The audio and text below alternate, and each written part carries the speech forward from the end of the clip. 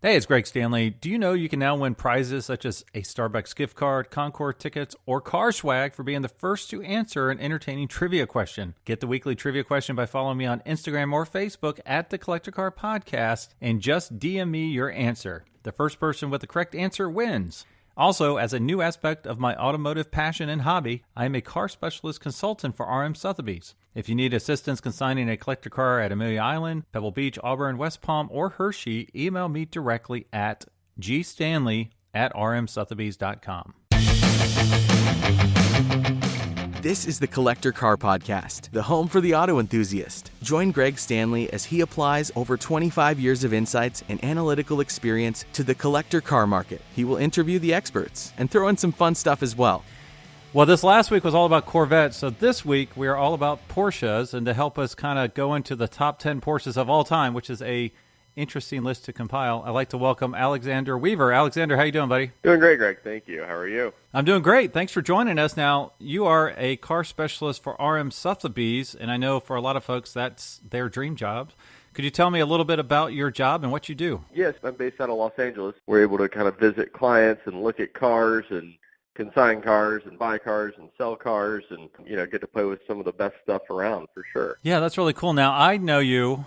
I don't personally know you that well, but I know you as kind of like the quote-unquote Porsche guy, which is why I wanted to have you on this podcast. Is that indeed your specialty, or do you kind of do a little bit of everything? I definitely love Porsches and, drive one pretty much daily and have a lot of fun with them. I grew up around Porsches and Shelbys, Cobras, and Mustangs and things like that, as well as Ferraris and other European stuff, and then a lot of the late model cars as well. Pre-war is not necessarily my forte, but I enjoy them and appreciate them for sure. But post-war sports cars, specifically the European stuff, and some of the good American European hybrids as well. That's kind of what I would consider the stuff that I know best and probably enjoy the most. Yeah, okay, so I have to ask, what is your daily driver? Well, yesterday, I've been driving my 82 911 SC. Oh, nice. So, and then every now and then, for the last few months now, my father and we built a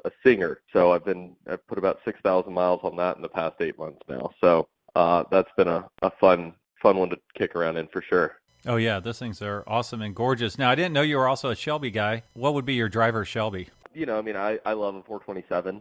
I think that they are great cars. They're easy to drive if you know what you're doing. And, the 289s are great. 427s are great. 65 GT350, 66s. Yeah, that's kind of my top right there. I love a 65 GT350 as long as it's dialed in and appropriately set up. A lot of people say that they love the 289s because of the power on those. The 427 is too much, but I would tend to disagree. And it's only as much as you put your foot down with. So, I like having that extra bit available in the 427, and I think they're beautiful cars. I particularly like the 427 narrow hip cars. They're not quite as exaggerated as what people are really used to.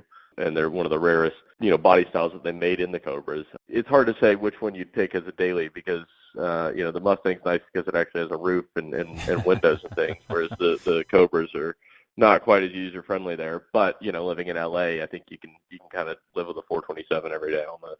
Wow, so that's the narrow ones. That would be with outside pipes, right, and no hood scoop. Is that right? Well, yeah, most of the street cars didn't come with hood scoops or side pipes, but the narrow hip cars really just the rear fenders aren't as wide as the regular 427s you're used to seeing. And they only made about 32 examples of that. And of those, I would say half of them have been widened to, at some point in their lives to look like the rest of them. But I think with, stock wheels, the stock sunbursts and things that came with those cars, they actually fill out the fenders, really well. A stock Cobra is not something that people are used to seeing for sure. And with sunbursts on the wide hip cars, you get about a 2-inch gap of the fender overhanging the tire. So with those narrow hips, they kind of fit perfectly in there. Right, and so that 427, you just kick it into third gear and just drive it like an automatic, right? Oh, yeah, exactly. Yeah, just kind of let it roll. Yeah. All right, well, let's get on to some Porsches here. I asked you probably one of the hardest questions out there, but what would you consider your top 10 Porsches? And I would say of all the ones ever made, racing, street, whatever. It's your list. Oh, boy. Well, Well, I made my list based on street cars that I could actually drive regularly, I would say. Well, that's fine. When you get into race cars and you start breaking down which 917s or 935s or, things like that, it gets a little more difficult. So I was trying to think, of the cars that, pretty much everything on this list I've driven and had spent some time in and feel comfortable saying that, they are fantastic cars. And, at the top of my list, it may sound cliche, but it is the 73 2.7 RS. Yep. It is just kind of one of the best all-around cars ever built, in my opinion, really. They look awesome. They drive awesome. They're very user-friendly. And I mean that in the sense of, if you're driving it every day or you're driving it on a track. You can really just use one of those cars. And I would say it's one of the best purpose-built cars ever. And that purpose was just for everything, for the track, for the streets, for touring, whatever. Right. Now, would you prefer the lightweight or the regular? I really kind of don't care. And that may sound like it, well, for real Porsche guy would have a different opinion there. But I think there are, if one's set up right, it's a great car. I do think that. And one that, I think is really a rare one that most people aren't going to talk about are the H's, actually. Not the touring, not the lightweight, but the H. And, that's really the most pure form of the 2.7 RS that was built. And they only built like 16 or 17 of those cars. Maybe I'd go there. But, again, I think it's just finding a good one, whatever it is. Okay, I'm going to act like I don't know what an H is, and the truth is I don't. So if you would tell our listeners, what is the H version? So the H's were basically every 2.7 RS for homologation purposes was built at the factory, driven across town to the weigh station, weighed, and then gone back to the factory and turned into either a lightweight or a touring. Aside from, I think, sunroofs and air conditioning, which they had to put in the car before they went to weigh them, and they knew how much those two items added to the weight, and they could detract it once it got there. Everything had to be within a certain range weight-wise, and then you would either, when it went back to the factory, you'd say, all right, let's put it in lightweight trim or let's put it in touring trim. Okay. The H cars went back to the factory and never got changed. Oh, okay. So they're, the H is for homologation. So those cars, left the factory as if they left the weigh station for the homologation purposes. So I think that's kind of a neat little anecdotal story related to them and makes them a little more special. Yeah, no, that's really cool. All right, well, what's next on your list? A 58 Speedster. Iconic, yep. 57, 58 Speedster, somewhere in there. And, I think, again, like just what you said, iconic. They're a blast to drive. They're beautiful. It's just something that you can kick around town in. And living in LA, it's a really awesome LA car for sure. Is that a Carrera Speedster or? I'm not going to get pushy there. If it's, I'm fine with a pushrod car too. So, I'm not going to get too picky on that. I think just having a Speedster is a great piece. I won't knock any of them. I think the guys that are riding around in the fake ones too, the reproductions, they're having just as much fun as everybody else, good for them. So they're all great cars though. Every one of the Speedsters I think is just, like you said, iconic. Right. Okay. Well, what's your third on the list? So I don't know if this actually works on your list, if this is acceptable, but I'm going to have to throw the Singer in there next.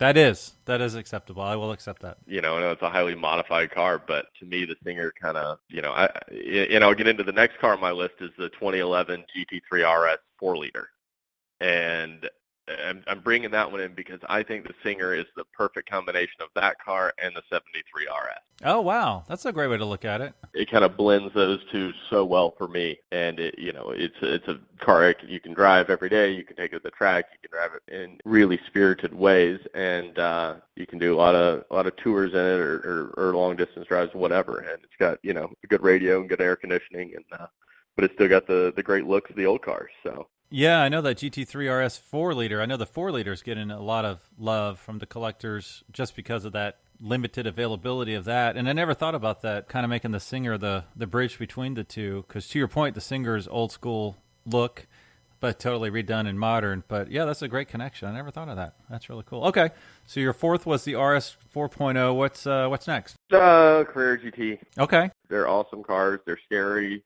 They're fun. It's cool to see what Porsche is able to do with, the cars that they're racing at the time and trying to build one into a street car. I think they're awesome cars. They sound incredible. They look awesome. And I think, everybody knows they'll kind of go down as one of the last great analog supercars. Right. Now, what's your read on the Carrera GT that was recently redone by the Porsche, what's it called? The Porsche Center there in Atlanta, was like the dark green with gold. I love the car. There are certain things on it that everybody goes, I tweak it this way, I tweak it that way. But that's the cool part about it, that Porsche is allowing someone, and I know the owner of that car, he's a great guy, super passionate guy, and he was able to, he couldn't buy one new in 2005 the way he described it to me. So he went out and he built one the way that he would have wanted to build it in 2005. And I think that's really cool, allowing, people to go back and do that. And I think that's in the spirit of Outlaws too.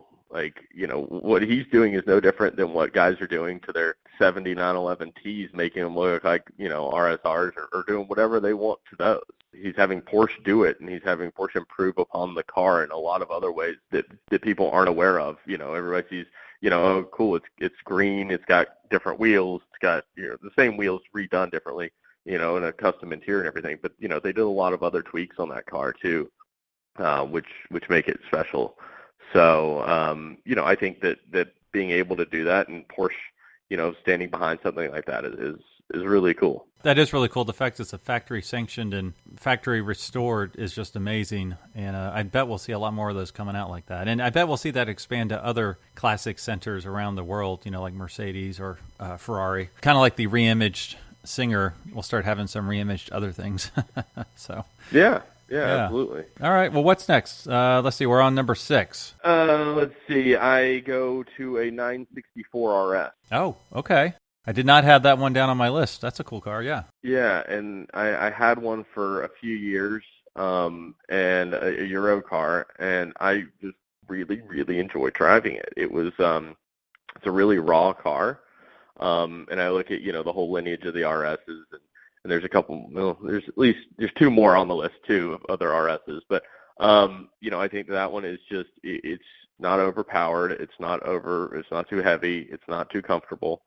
Like kind of the things that I look for in a real sports car. The 993 RS, the next generation, is a great car. It's a little softer, I would say, than the 964 RS. But the 964 RS, when I sold that car, I thought, I hope at some point in my life I'll buy another one of these, but I'll get one with more miles on it, and it's had paint work and stuff like that, so I really don't have to worry about it, and I can just drive the heck out of it. What about the RS America? So, actually, my father and I, we had an RS America as well, and that was the first one, the first 964 RS lineage we bought. We bought that one, and then, honestly, some guys were like, the car was more of a marketing department car. They badged it up and did some things to it, but it's not as true to the RS name as the European or ROW rest of world versions were. The RS America definitely, it had the interior, it didn't have, it was definitely a stripped down version of the 964 Carrera 2, but not a whole lot different compared to the real ROW RSs. That, different suspension, different wheels, thinner glass. Also like the red, black, and blue 964 RSs, they're single stage paint with no clear coat. You rub on them too hard, you got the color paint on your rags. Right. So, they were extremely lightweight examples. Trunks stripped out, no back seats. They were, no air conditioning, no radio, no power windows, no sunroofs, one-piece bucket seats, thinner carpets. Everything was taken into consideration on those cars. And that got them into that 2,500, 2,600 pound range. Right. Yeah. Take out the sound deadening so you can hear the engine more, right? Oh, yeah, of course. So, I think 964s are great cars. They're built on great chassis. Motors are great as well. I really have a good soft spot for 964s. So I would say, they're all great cars. The RS, though, is definitely a different animal. And then, you compare that. Okay, so you say, all right, do you want the RS, the regular RS, or do you want the RS 3.8? And then, the 3.8 they made, 50 some odd examples of. But a lot of people that I know that actually have both, they prefer, for real spirited type mountain driving, they actually prefer the regular car over the 3.8 because it's a little lighter, and they just say it's a little more nimble. Yeah, I was about to say, so it might not be as fast necessarily, but it might feel faster. Is that a good way to put it? Yeah, I think so. I've driven an RS38 once, but not in anger that I to be able to compare them really. But from what I've heard from people who have been able to do that, yes, that is the case. Yeah. Okay. All right. Well, what's your 7th car on the list? Then I go step back a little bit and I go to a 74 RS 3-liter. RS 3-liter 74. Okay. All right. Tell us about that car. Just something that I think is, I love the look of the impact bumper look on it and the wideness of it, the rarity. And, at RM we've sold a few of them that were really special ones that really made me fall in love with those cars. So maybe it was just a couple examples that I've seen and been able to handle over the years that really made me fall in love with them. Right. Okay. No, that's cool. All right. What's next? I'm going to go to a 914.6 GT. Oh, there you go. Okay. Tell us about that one. Got the big 6 in the back, right? Yeah. So you can go mid-engine with that. And I've driven some great 914.6s over the years. I did get to experience a true GT, around town and in the snow recently, and that was a lot of fun. And I just think they're awesome looking cars. The history that they have is really cool. What they were able to do over the years, and that's another one that people have been able to modify. They were inexpensive for a long time, just regular 914s, and the stuff that people were able to do to those, whether it was put, I've seen everything from bored out 2.9 liter motors to 993 motors in them, and it's awesome to see people having fun with those cars, and those mid-engine cars are really awesome the way they handle. So. Right. Yeah, it's super cool. And that's the one that they had the flared fenders and everything, right, on that 6? Yeah, exactly. On the GTs, they had the big flared fenders, exactly. Yeah, that's really cool. All right, well, we're down to the last 2. So what's your 9th? Man, so this is where it was starting to get tough, and I'm just going to throw out the ones that I was contemplating here. I had the 84 911 SCRS, I had the 993 Turbo, and I had obviously the GT1. Obviously for different reasons, the GT1 is just such an amazing car that Porsche did so many great things with in the motorsport world in the late 90s. And those 25 street cars that they built are certainly valuable cars, are certainly awesome looking cars, and that's something that's really special to me. The 993 Turbo is, I think you do need to have.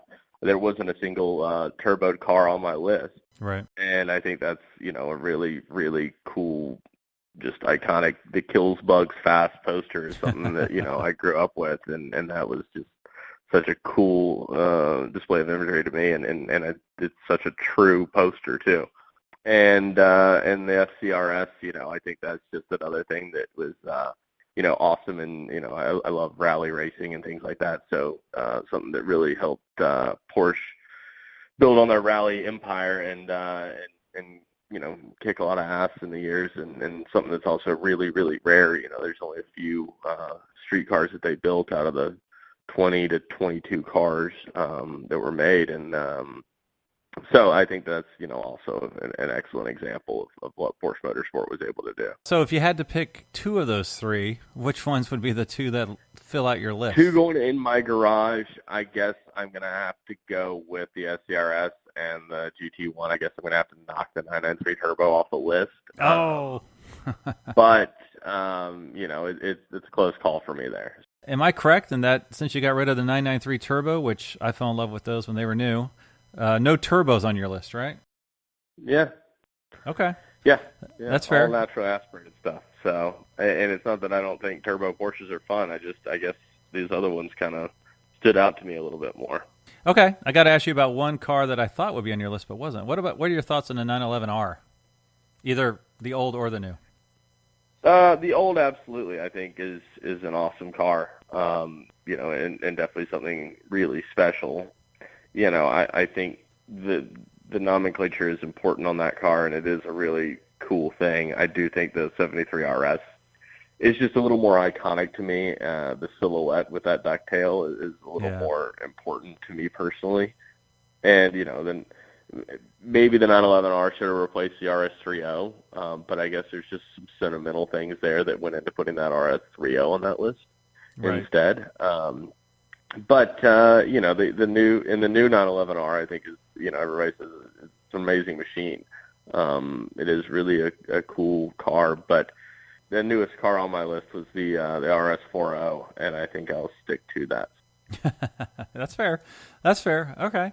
Well, now, usually I ask, what kind of collector car market trends are you seeing? And you could either tell me broad, not just Porsches if you want, or you can be specific, whatever you choose to do. But, as a car specialist, what kind of trends are you seeing out there in the collector car market? Right now, I think what we're seeing is there are cars that are trading. There are people out there that have, they're on a few different wavelengths. Some are kind of bored, and they're just looking to trade around and experience something new. So they're selling their cars, they're buying a new car, or they're finally having the time that they can research and figure out what they want, maybe, what they want to experience, what they want to have in their garage for a little while. And as always, the great stuff, great examples of whatever it is are still trading for, what they're worth and what we've seen them be worth and what we've seen the market do over the past, few years.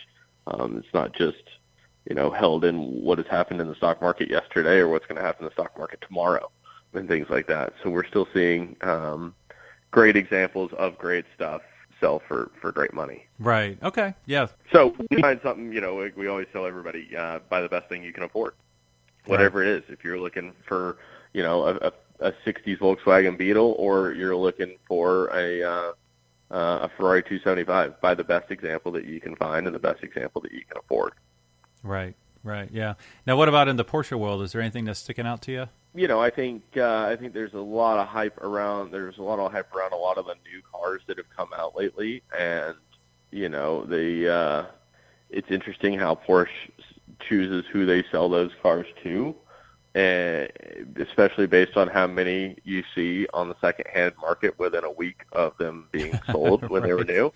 I think Porsche should start selling their new cars to all the guys that bought all their Gt3 Rs and 911Rs and things like that second-hand, personally, because clearly they're more of an enthusiast than the guy who bought it first-hand. If they're willing to pay $100,000 over MSRP, it clearly means more to them than the guy who bought it new. On the new market stuff, it's really interesting, and it's so up and down and based so much on all these little details that everybody's losing it over. I didn't get paid to sample, and I did, and all this stuff. And it's like you kind of lose it. Like it's more of a contest then than it is about really enjoying and driving and using the cars. Right. Bragging about how little miles you have on your car is pretty unfun to me. So I think it's just about getting out there and using everything and enjoying it.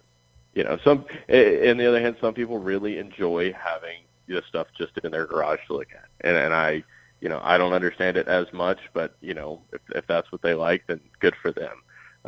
The guys that buy the stuff just to make a buck on it, when they're new, that's their mentality as well, and I think it'll catch up to them at some point with the manufacturers and stuff. But hey, we're happy to sell someone for those people too. So.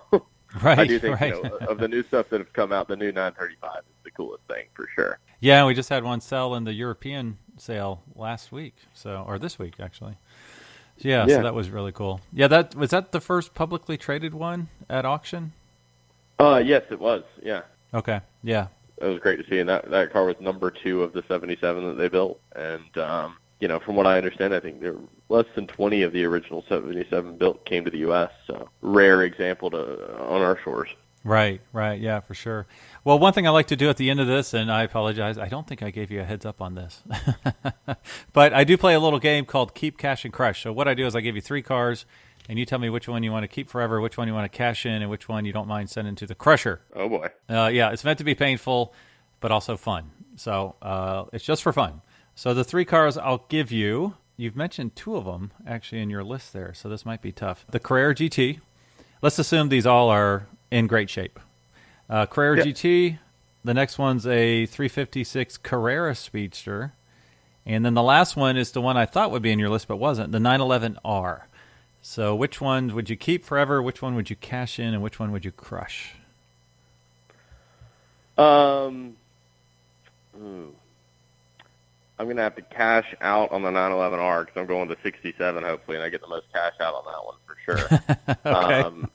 I'm going to have to keep the Carrera GT forever and crush the Speedster, I guess. Okay. But hopefully somebody gets the motor out of that Carrera Speedster before we have to crush it at least.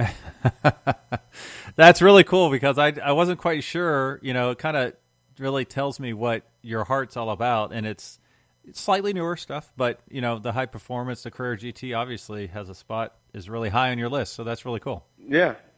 So, and don't get me wrong, I love the Speedster. I just, if I have to drive one every day forever, I think it would be the Carrera GT. Although yeah. I need to sell the 911R for all that money to keep up with the maintenance on the Carrera GT is the only thing. Give us an idea. Do you know any of the maintenance numbers on like an annual service on a Carrera GT, what that would run? Your big services are your rear main seal, your clutch, and the major, for major with clutch and everything, you're looking like 30 to 40 grand probably. Wow. Okay. Yeah. So, and that all, the major is every few years, and the clutch is based on, how well, you drive the car and if you live on a hill or not, basically. So if you lived in downtown San Francisco, for example, you probably have to go through a clutch a little faster in a Carrera GT than living somewhere like, Phoenix, where it's pretty flat in town. So, but they're still very special cars.